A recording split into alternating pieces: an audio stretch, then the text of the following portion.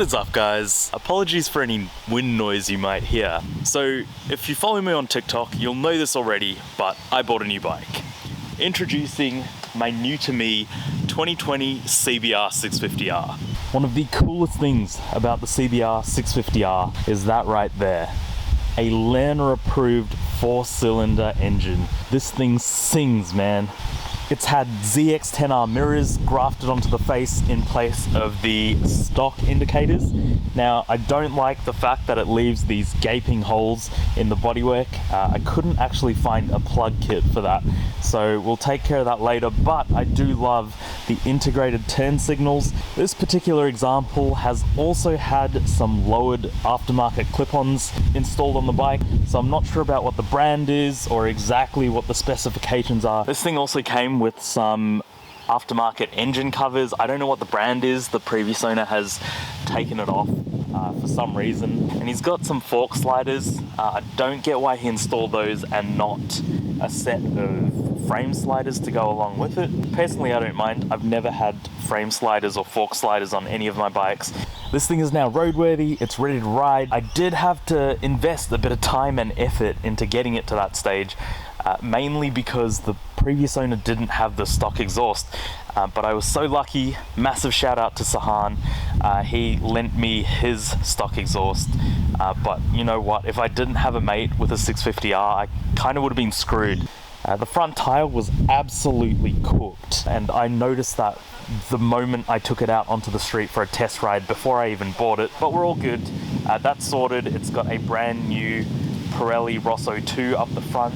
The previous owner gave me a set of brake pads to go along with it, and after like 2 minutes of research, I came to realize that they were 40 bucks, not even 40 bucks, 36 Australian dollars off Amazon, which, you know, I'm not going to trust that. Brakes are integral to a bike, especially the front.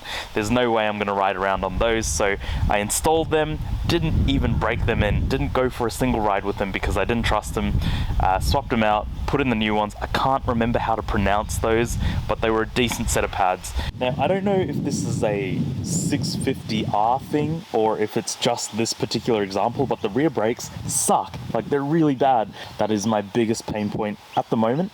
I won't say too much more about the bike because I save that all for the next video, which you guys will get to see.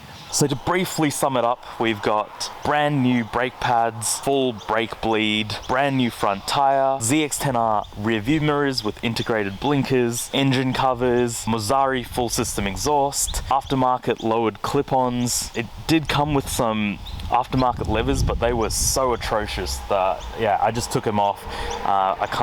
Couldn't ride with them. Sketchy as hell, man. Let me know what you guys think of the purchase. Do you reckon it's better than the 400? Do you reckon the 400 is going to be better than this? What do you think? Drop it down in the comments below.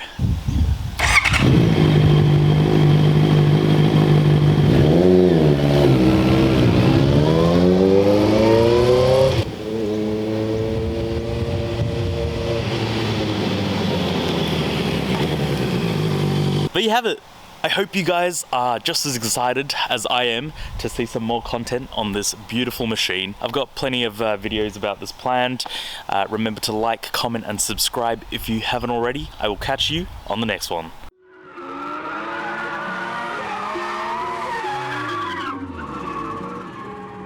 You say you got them guns, but I've never seen you bang. You say